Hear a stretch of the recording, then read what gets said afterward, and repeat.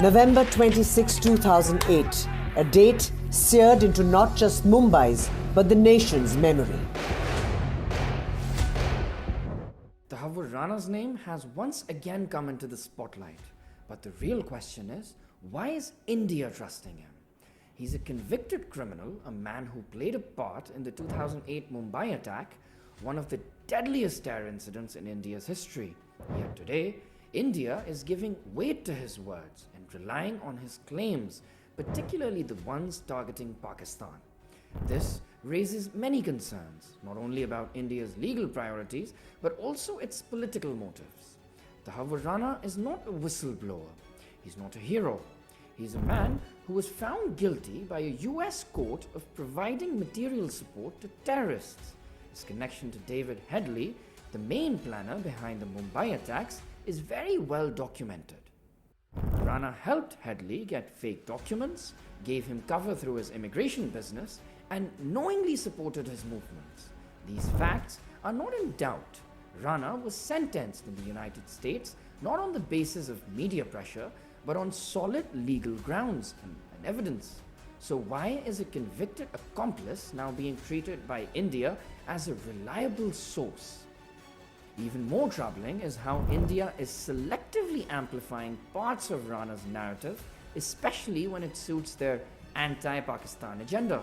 It's no secret that India has tried for years to internationalize the Mumbai case, and in doing so, it has continuously tried to drag Pakistan's name into the picture, even when there's no evidence. The story gets even stranger when we look at the person India is targeting using Rana's claims, a Canadian national.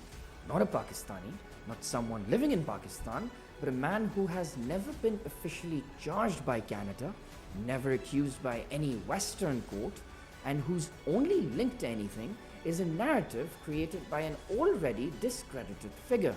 How can India, a country that claims to be a champion of the rule of law, use such questionable testimony against a third-party national? Where's the due process? Where's the international cooperation that is based on fact, not fiction? Pakistan has repeatedly said it had nothing to do with the individual in question. In fact, Islamabad made its position very clear. If there are genuine concerns, they should be raised through legal and diplomatic channels, not through media trials and shady sources. India, however, is not interested in dialogue. It wants drama, and in Rana, it has found the perfect pawn.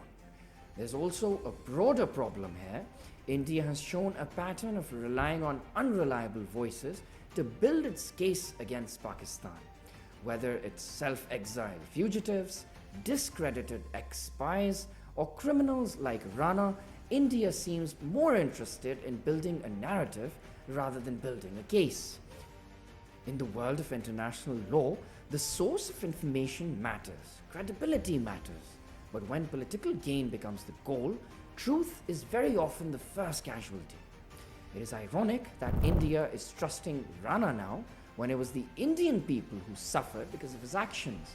The families of the Mumbai victims deserve justice, not another media circus. They deserve closure based on facts, not manipulated testimonies. But by relying on Rana, India is not only insulting the victims, but also weakening its own legal argument. India's obsession with blaming Pakistan for everything has reached a point where it will embrace anyone, no matter how compromised, if that person helps reinforce the Pakistan is guilty storyline. But this strategy is dangerous. It poisons international cooperation, undermines trust between nations, and turns real tragedies into tools of propaganda. Canada, where the accused individual lives, has not taken any legal action against him. Its law enforcement agencies, intelligence services, and legal institutions are fully capable of both investigating and prosecuting wrongdoing. The fact that no case has been filed against this person in Canada should be enough to stop this trial by propaganda. But for India, the goal is not justice, it's humiliation. Pakistan has nothing to do with this Canadian national. And more importantly, Pakistan rejects the idea that a convicted terrorist testimony can be used to target its citizens, its institutions, or its image. If there is genuine evidence, bring it forward. But using the words of someone like Tahawwur Rana to support political accusations is not only weak, it's unethical. The world should ask, if India truly wants justice for the Mumbai attacks, why is it trusting someone who helped make them happen in the first place? If it values truth, why rely on lies? This is not about national security, it's about political theatre. And every day that India keeps giving air to Rana's claims, it moves further away from justice and closer to farce. That's all for today, folks. Keep following PolicyWire for more updates.